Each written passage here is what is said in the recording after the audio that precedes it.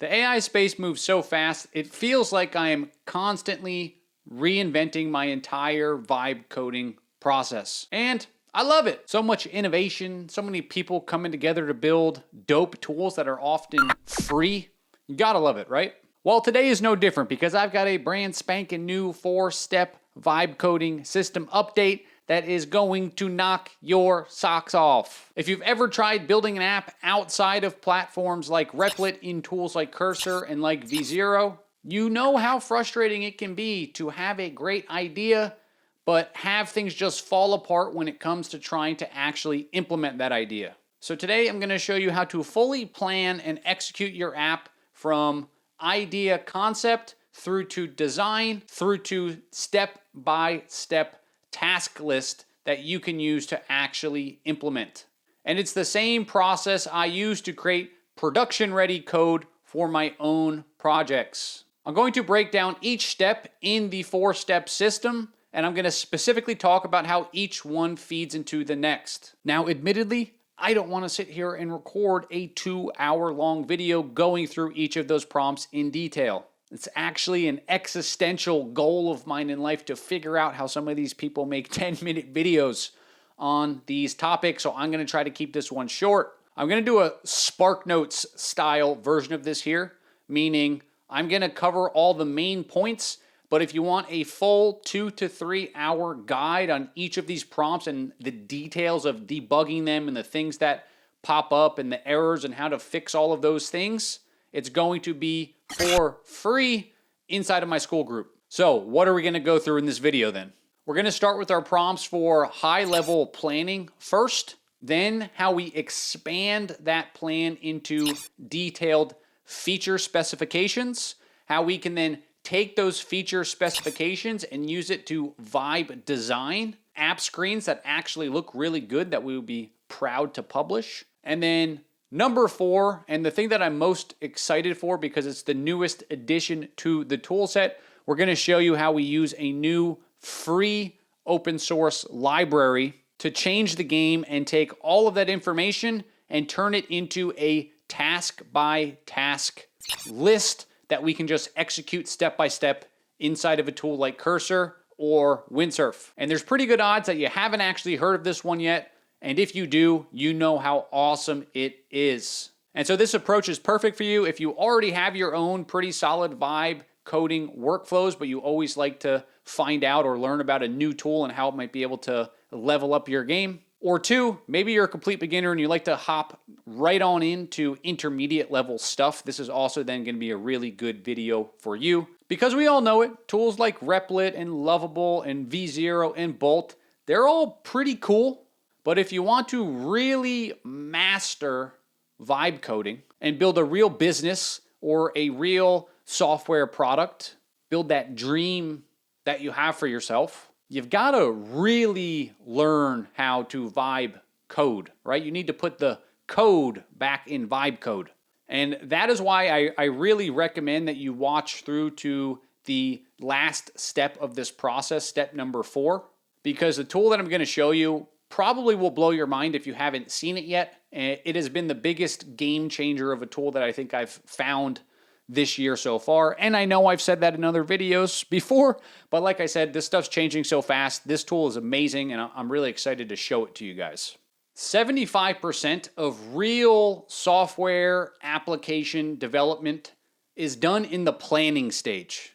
The reason most vibe coding fails is because people are not spending enough time in that planning stage. If you were to think of a tool like Replit or V0, the thing that's their real competitive advantage is the prompts that they use in order to help you plan things out under the hood. And so this stage, along with the next stage that we're going to go through after this one, are super, super important because they're actually the most critical part of the process. Because again, most people don't plan, right? They take the vibe portion of vibe coding a little bit too seriously.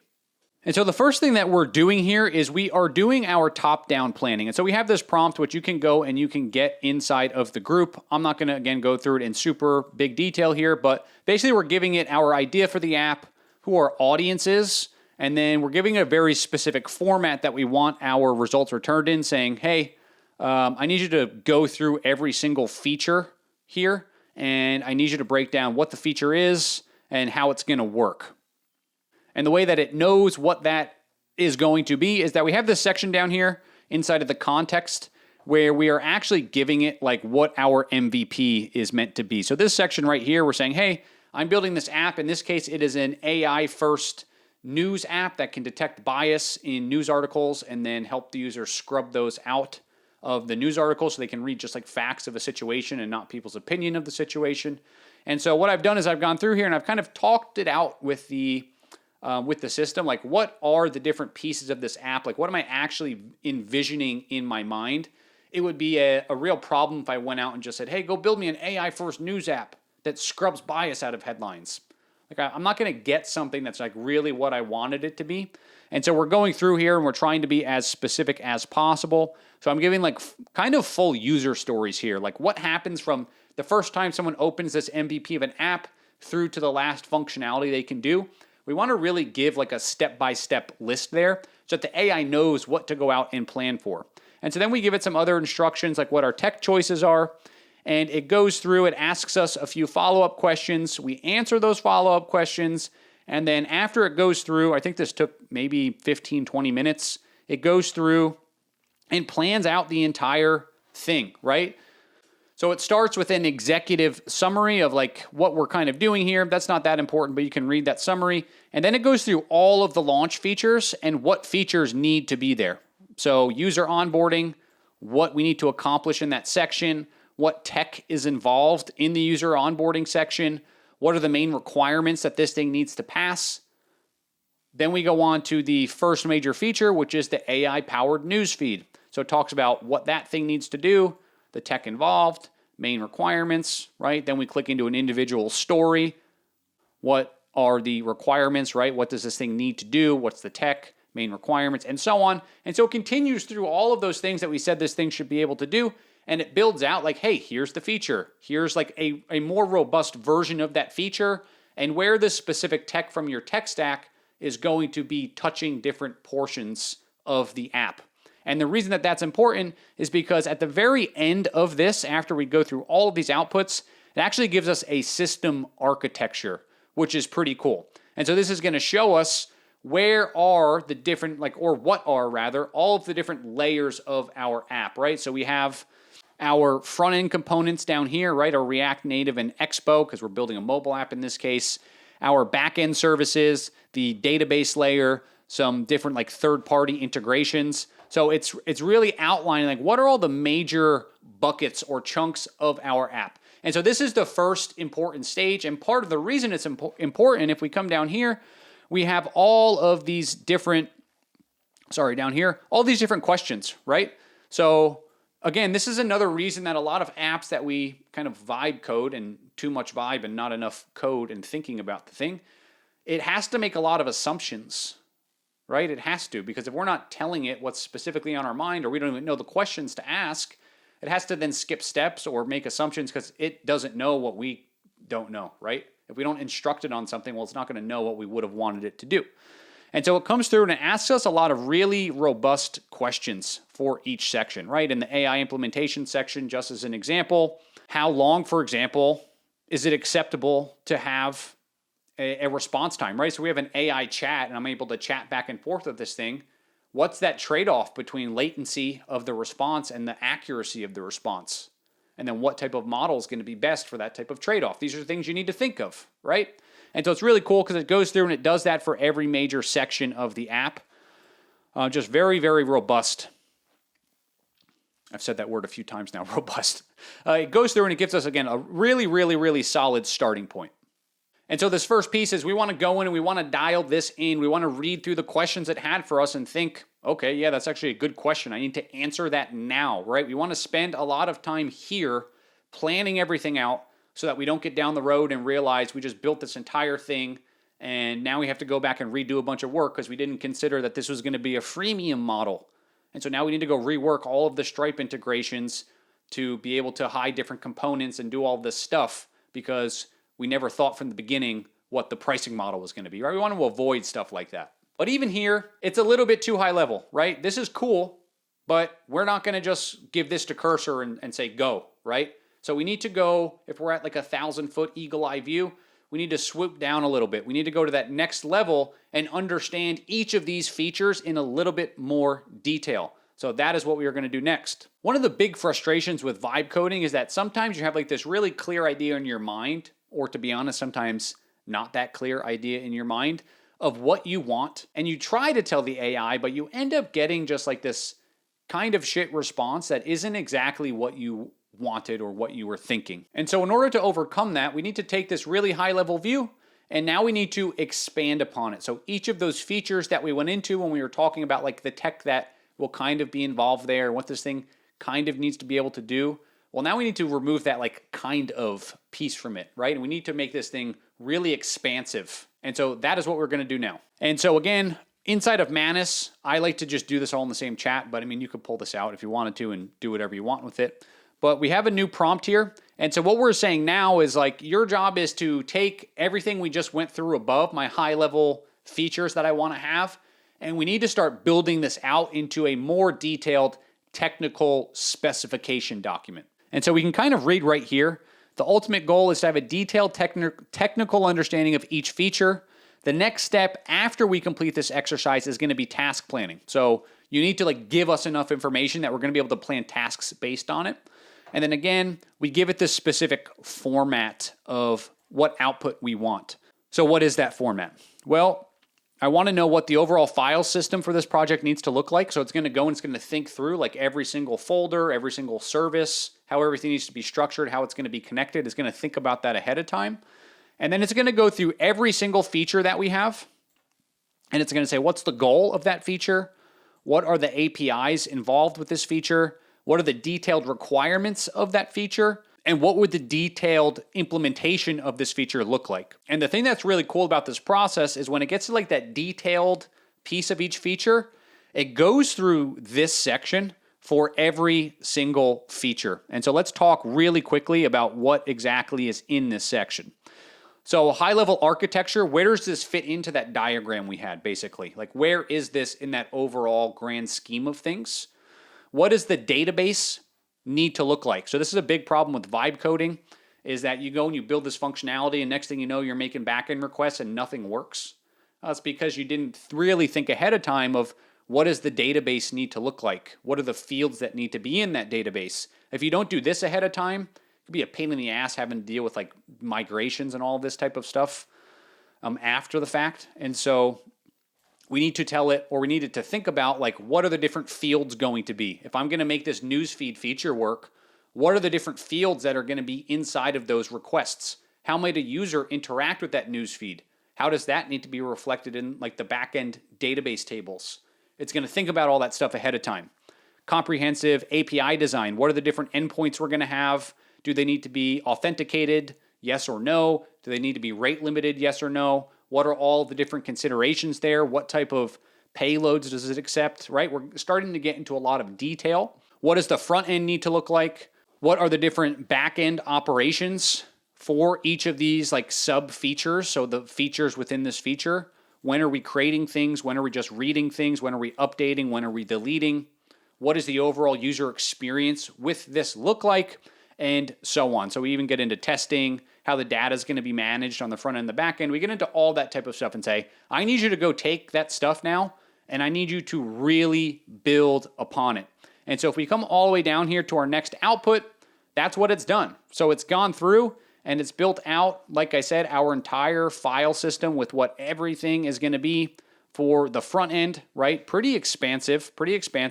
We go into our backend repository and do the same exact thing. What are our database configurations, our auth configurations, our deployment configurations, all of that type of stuff, the different controllers, middlewares for our different requests that we're making, user models, again, for like backend database schema and things like that. So we're going through and we're planning out the entire thing just from the file tree perspective.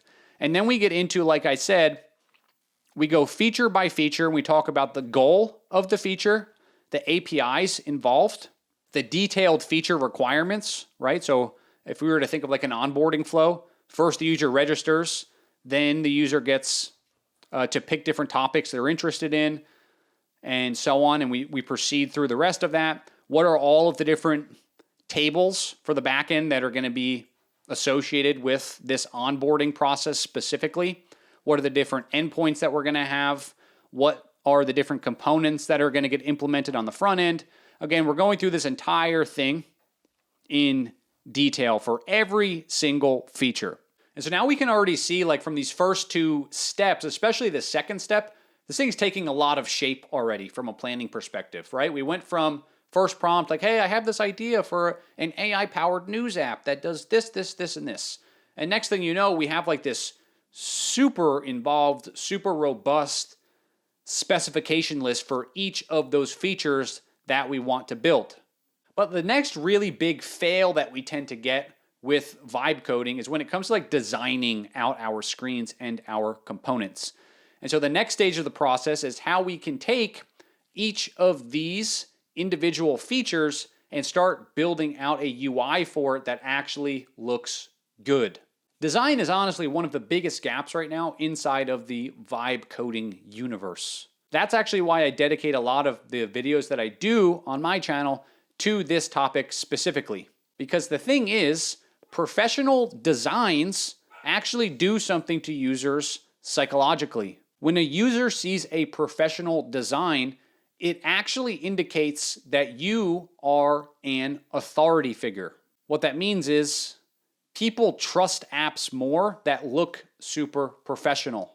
And so if you guys didn't know, when you're working with a tool like Cursor, which I'm going to show you in a second, you can actually upload screens, right? You can upload screenshots of how you want something to kind of look. And so why reinvent the wheel and have to think about how we can design professional stuff from scratch when we have a tool like Mobbin where we can come through and see dozens, if not probably thousands actually, of different individual screens from some of the biggest apps out there. So the thing that I really love about this is maybe I like the way that Twitch does a lot of their different UI elements, but I'm not even building a streaming app, right? Maybe for my profile screen, I just really like how this profile section looks.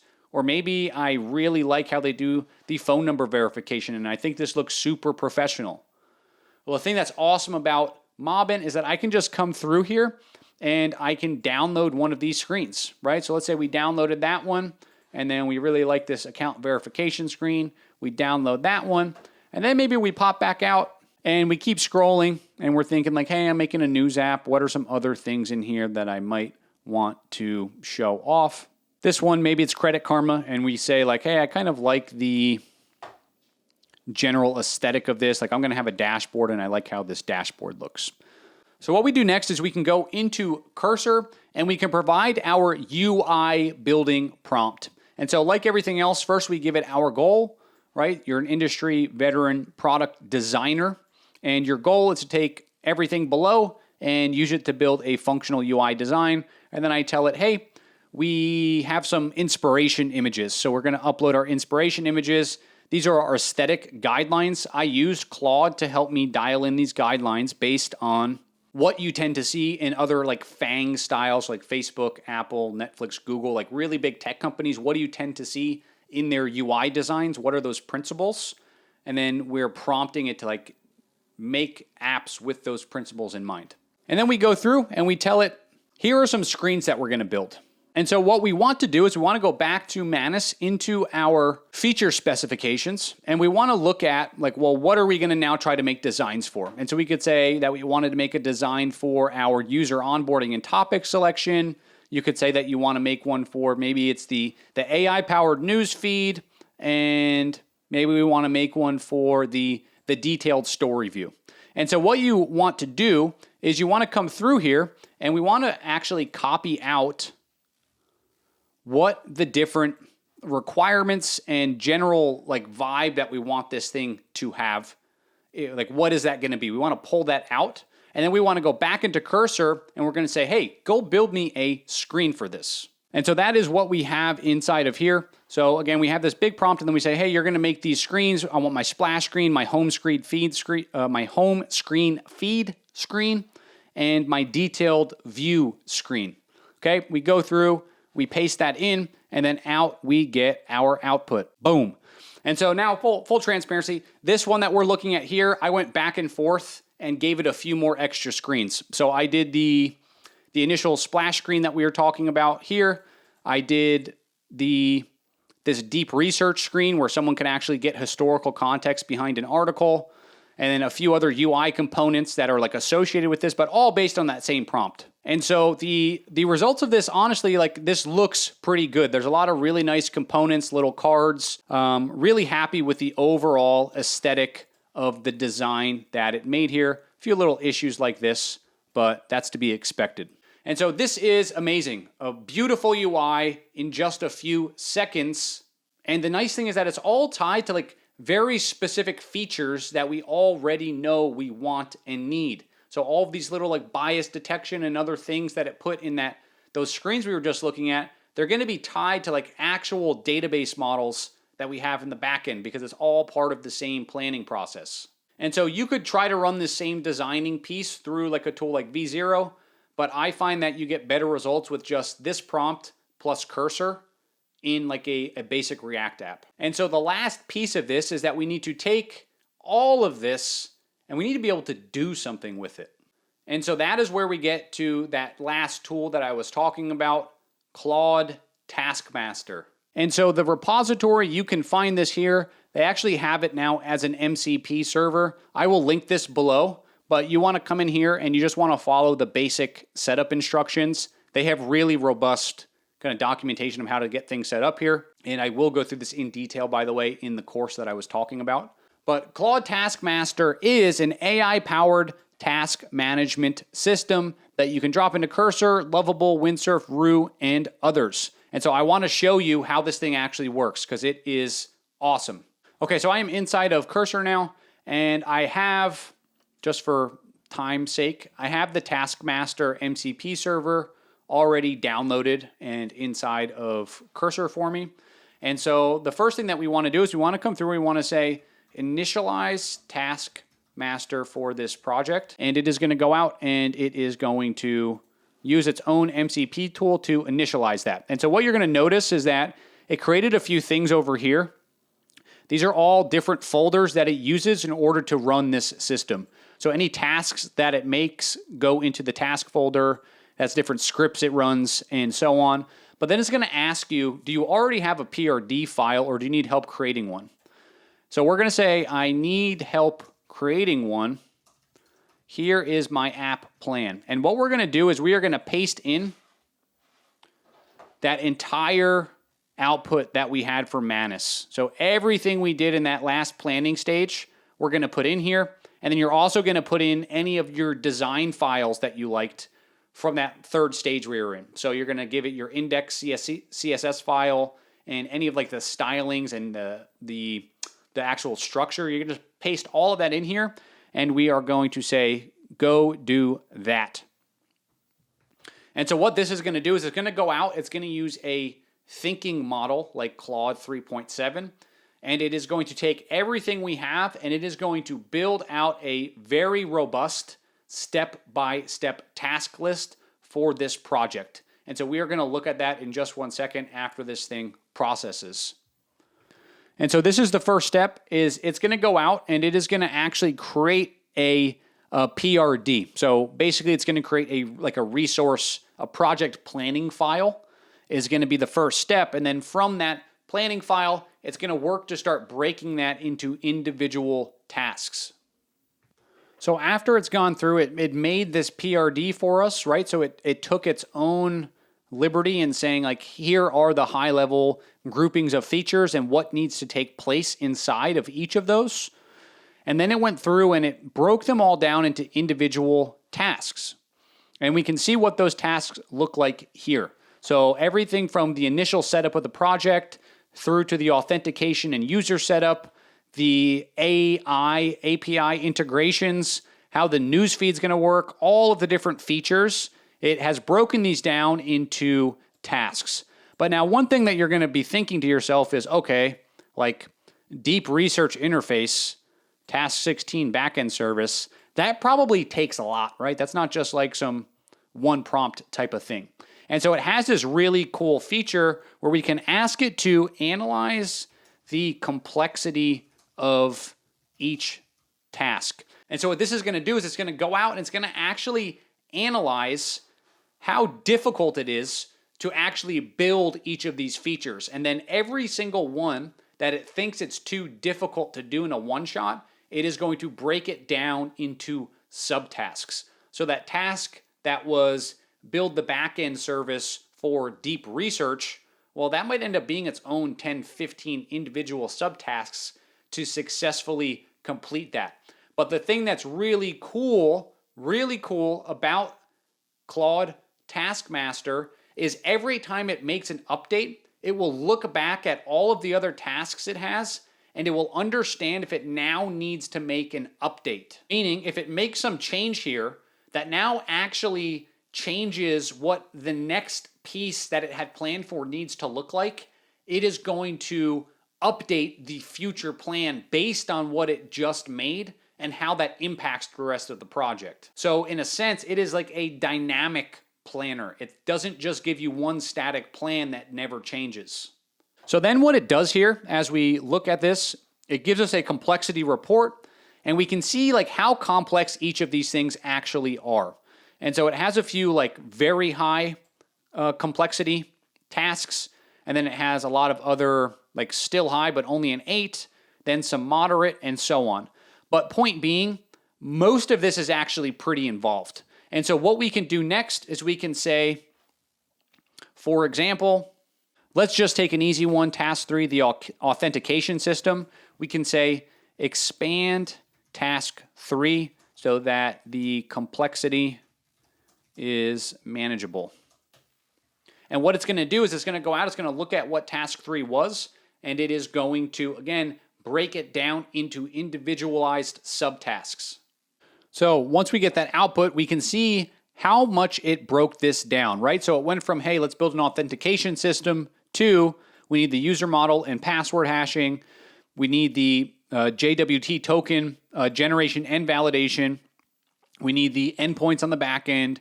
We need an OAuth provider. We need a refresh token mechanism. We need two-factor authentication. We need middleware for protecting routes, right? It's now gone through and it has built this into a much more granular set of features. And so the last piece, which is really cool, is we can come in here and we can say, proceed to building step 3. And now it's going to go out and it is going to actually start building out our entire app, right? And so we can see it's identified that if it wants to do that, it needs to go set up the backend structure, and it's just going to go to town creating all of the files. And once it's done, it will tell you it's done, it will update the status, and then proceed to the next task. So there you have it. This tool can really help you write production level code that will rock the house down. You know, one of the reasons this is really great is because it allows you to give a very powerful model like Claude 3.7 a lot of context around a very specific task. And what that means is it can typically answer that question really well. Because if you think about it, what are we passing? We're passing the prompt, we're passing all of the relevant files, we're passing all of our coding rules and conventions, we're passing the task at hand that we actually have for this thing. We're giving it a lot of context around one very specific thing, that task. And if we were to just ask it, again in the example of that authentication piece that we went through, if we were to just say, hey, go build an authentication system for me now, especially as our app gets bigger and bigger and bigger, it's not going to be able to handle all of that context at the same time. And that's when things really start falling apart. Like I said in the beginning, if you want to learn to do this stuff really well, you need to really build a habit of spending like 70% of your time in the planning phase. Because we are rapidly entering a world where everybody and their mother can just go to Replit and say, build me an app that solves world hunger. And so the thing that will make you a Chad among mere mortals is your ability to understand and your ability to actually plan out what you are going to do before you start to do it. So again, if you want a really in-depth course on that, it is going to be coming out inside my free school community so that this did not turn into a mean, at this point, 4-hour video. So again, that's it. I will see you in the next video.